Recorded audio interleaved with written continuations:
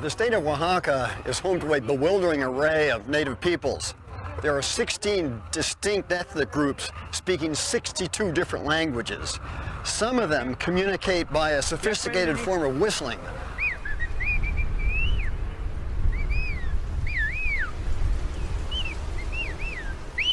They live in a remote section of the northwestern part of the state, high up in the clouds.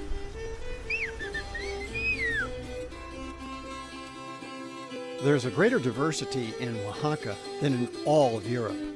Some of the groups have only a few speakers remaining. Others have hundreds of thousands.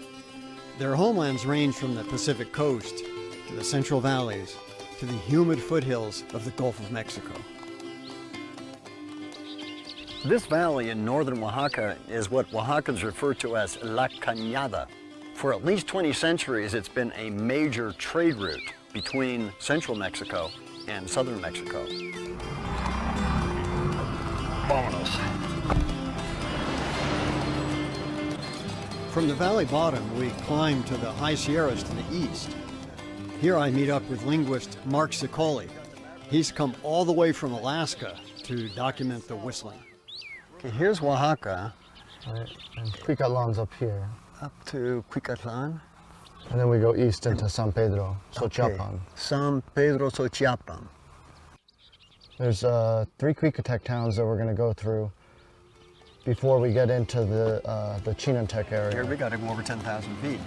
Yeah, we have to go over the divide. Yeah, it's pretty high. Oaxaca is one series of high mountain ranges after another, and any roads that cross are an unending sequence of hairpin turns, curves that seem to go on forever, plummeting, then rising abruptly. On the east side of these mountains, the moisture that comes in from the Gulf of Mexico and the Atlantic gets trapped, sometimes for months at a time. So here we are in Chiapán, and this used to be cloud forest, and boy, you can see why. It's not the desert we saw on the other side of the range. It's the dry season over there. It's not going to rain again until probably April. That's what they said. But on this side of the divide, it's been raining since we got here. It rains all the time. We've got to find out how many people actually speak the whistled speech, if any of them do. Mm-hmm. Whether old people, young people, how much they know, how far they can talk. It's a big question for me. San Pedro Chiapán is a town of about 300 families, or probably around 1,500 people. It's a Chinantec community. Everybody in town speaks Chinantec. A smaller portion of them can control whistled speech. For instance, whistled speech is something that the men do, the women can understand, but you don't hear women doing it out in the community. And of the men, there's a smaller set of the men who can do it. The elder men can carry on conversations in whistled speech. Some of them, not all of them.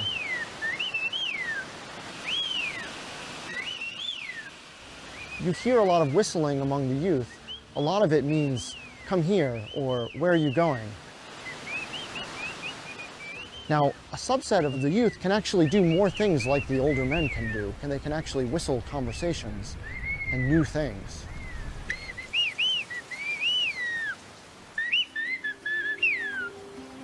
Well, the Chinanteco's country is pretty wild and wet.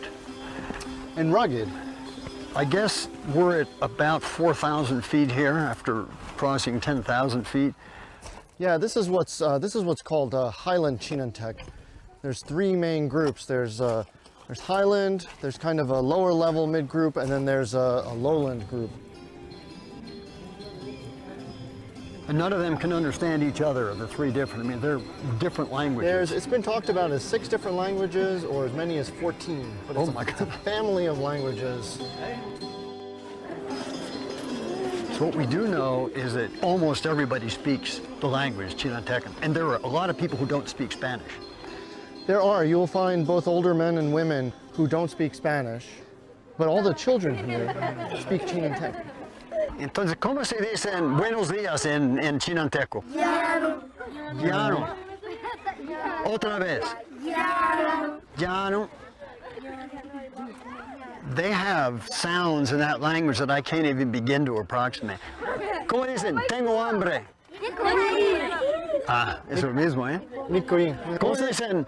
Estoy cansado. Chiflando. Chiflando. ¿Y en palabras? ¿Cómo dice esa? You know, seeing the kids come out of this school just brings alive the contradiction in Mexican school policy. These kids all speak Chinantecan in their houses and learn Spanish here. So which one do they choose? They start in kindergarten teaching them Spanish, and as they get to first grade, it becomes all Spanish. So the trend in the area is one by one, the towns are losing the Chinantec. The children are not speaking it after long. That's sort of a function of what the parents speak, but more important, what the peers speak. And if the peers speak Spanish, the kids don't want to speak what is in their house. They want to speak what their associate, their friends speak. And that's how languages really do get lost. This is something that's in decline here within this community. It's not done as it was in the past. Yes, exactamente. Es español y puede decir que hay de comer, pero chiflido chinanteco. Es chinanteco, eh? Eso. The older men are saying that the youth aren't doing it like they were doing it. They used to be much more productive. It was much more integrated in the community. And in cases of language death, a language doesn't just die all at once. That's very rare. It dies bits and pieces at a time. Whistled speech is a part of the Chinantec language here, and it is one thing that's going out before the language itself is.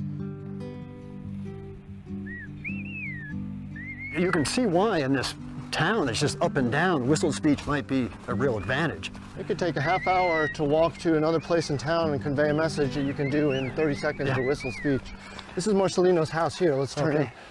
And he really is one who knows both the spoken language and the whistled language, according to what you've told me. Okay. Marcelino! Te voy a seguir. Platicábamos cualquier cosa, por ejemplo, llamando a los compañeros, vamos a ir a comer fruta, vamos a cortar mango allá abajo del pueblo. Y si queríamos que fuera otro compañero, entonces le decíamos a otro compañero que vaya a llamar al otro, puro chiflando. Y si es que está en un lugar donde no se puede oír, pero ya llegando por ahí, pues se chifla atrás de la casa y ya sale. Hay tres, por ejemplo, si es que está platicando con otro, un chiflidito así. Pero si es más distancia, como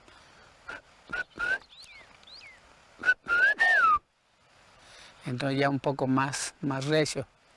Y si ya es una distancia un poco más larga que donde está Victoriano,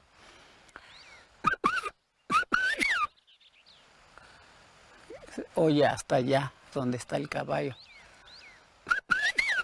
Y si es hasta allá arriba donde está la milpa, ese es el chiflido más fuerte.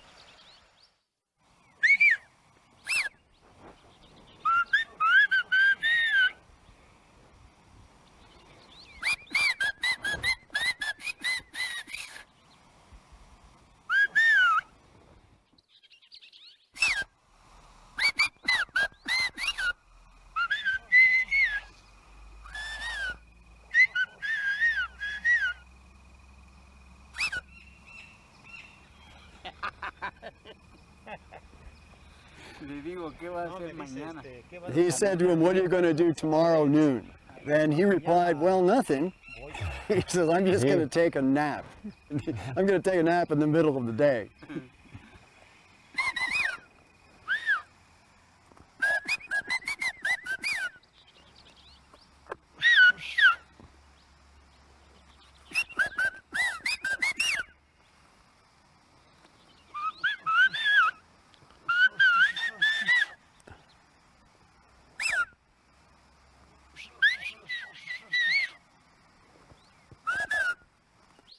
After hearing all this, I had to ask Marcelino if they could whistle everything they could say.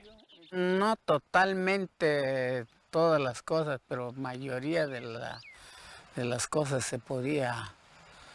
Por ejemplo, ¿dónde fuiste? O tienes calabaza en tu milpa, o si tienes támala, o si hay hongo en tu milpa.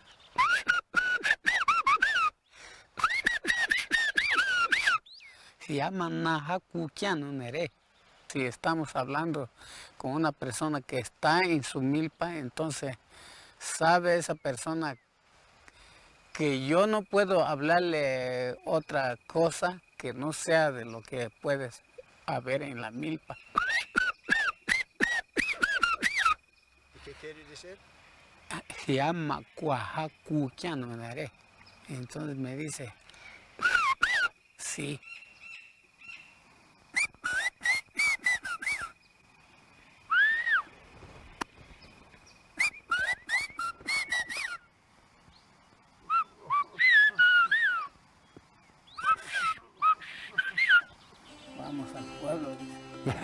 He says, let's go back to town. I think he's had enough of it out here. And so part of the work that we're doing here is creating documentation of this phenomenon, of the whistled speech. How does it work? How does it relate to the spoken chinanteco? And then these documents, these recordings, the transcriptions that we write it down with, can be used by another generation if they want to bring it back.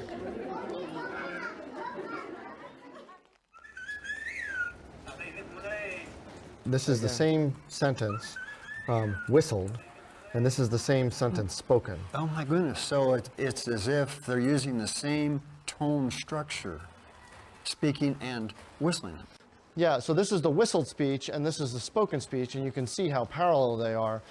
They even rise, fall in the same place, and the timing is all the same. And you can actually count the syllables, because they're not just whistling the pitches. There's the pitch, there's how many syllables or the structure of the syllables that there is, and then there's the stress that's being whistled. But this really simplifies it and shows you why they're able to whistle it. But also, you can see that they are, in fact, whistling the speech. I mean, Exactly, that really, yes. that demonstrates it. See, in English, if I want to whistle, I have a dog, I can't do it. Well, that could be anything in the world. That But could be a lot of it can't be things. just anything in the world in Chinanteco.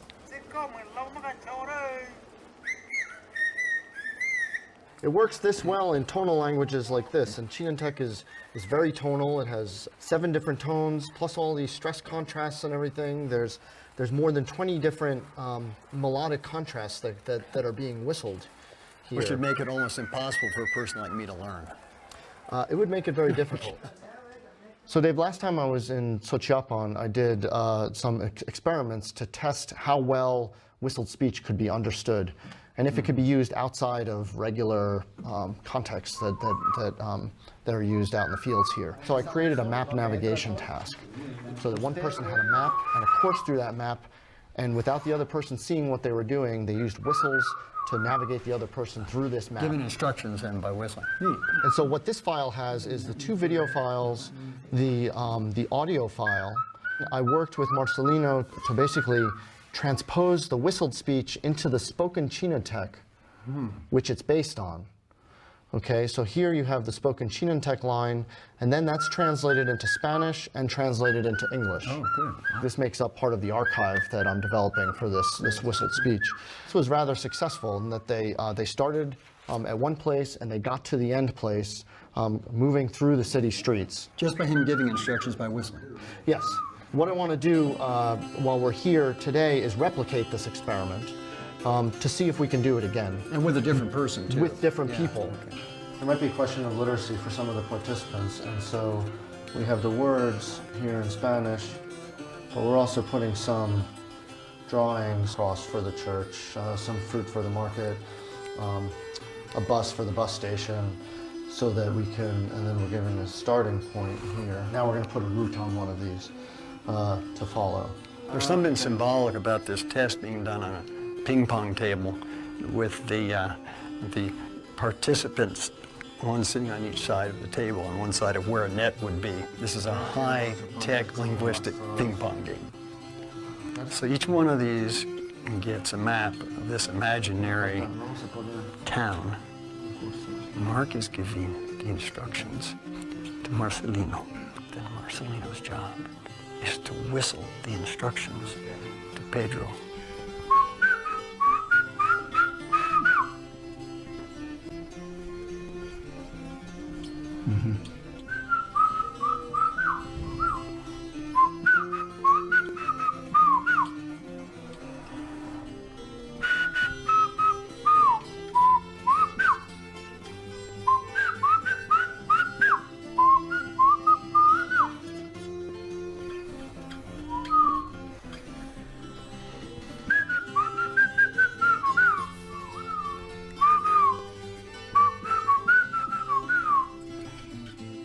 When he got to the end, Marcelino said to him, "You've arrived at the corral?" He said, "Yes."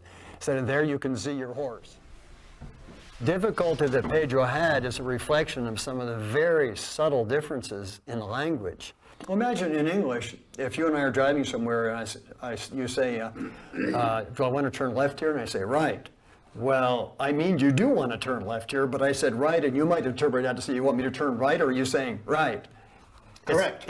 Correct, and we can say correct, but in whistling, it's hard to correct your mistakes, right? But he got to the end, and that was the important thing. Ali.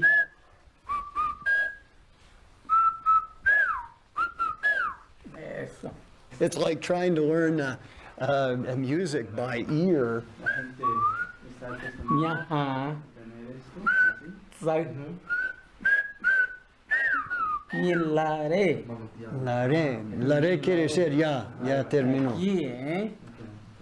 So each time they reach the end of what they want to say, in their language they say re, and in their whistling Y los de Quetzalapa no usan la entonación re.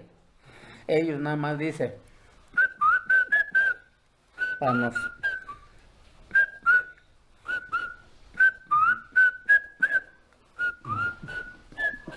Ajá, así dicen ellos. So it's a very locally developed vocabulary and musical ability, intonation, very confusing and marvelous. Y nosotros estamos acostumbrados a hacer más suave la entonación.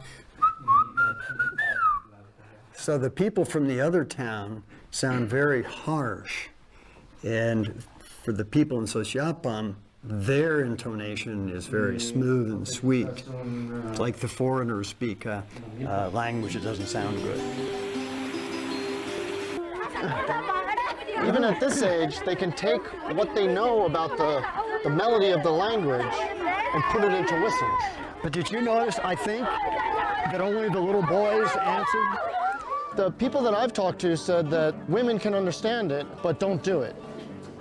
Yeah, that sounds right. So there's some rule somewhere that says, okay, that's not something women do. Traditional place for women is in the private space of the home, and they're in charge of the home. They are the masters of that. But you find that it's the men that go out into the public space. They're the ones who hold. There'd be no need for whistling in the home because you're right there, you can talk. Well, it's an intimate, it's a close space. Yeah. Out in public, you have the authorities of the town. People go into different directions to go and work, and the whistling is used there. So it seems to be a public-private divide, which maps onto the gender, or which the gender is mapped onto. So, You feel like the Pied Piper? well, I feel like if we walk into the municipal building, we might run into the police and have a problem. That's right. What does the future hold for Chiapán whistle speech? I've learned in my interaction with the community here that whistle speech has gone from something which was everyday and pervasive throughout the community and used all the time, what was normal, to now being something that could be considered ritual or special. It's something that you hear in much fewer contexts. It used to be that all of the police needed to know whistled speech because that was how they got together, that was how they responded to emergency situations. That's not done anymore. Walkie-talkies are used. People use watches and work on schedules rather than coming to town when they're called by whistles. How long will it be around? It'll be around a little while longer, and how the community responds to valuing whistle speech will determine whether it's a long while or a little while. But the way it looks now, it may be gone in this community within 10 years. The work in Chiapán with whistle speech was to learn about some differences that a long-distance communication like whistle speech has when compared to intimate face-to-face communication that I normally study.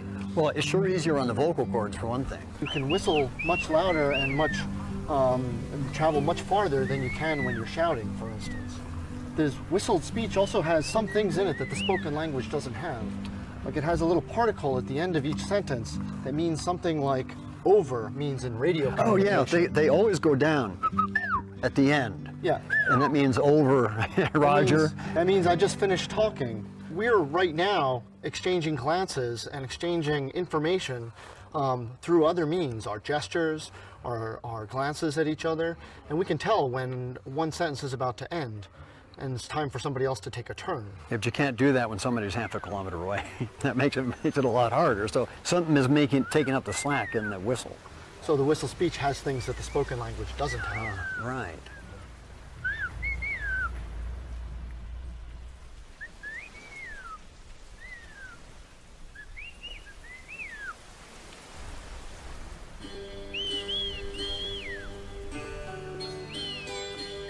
If you want to find people who can whistle as well as talk, you'll have to climb the slopes of the Sierra Juarez into the damp, foggy, cloudy eastern side. That's where you'll find the last whistler.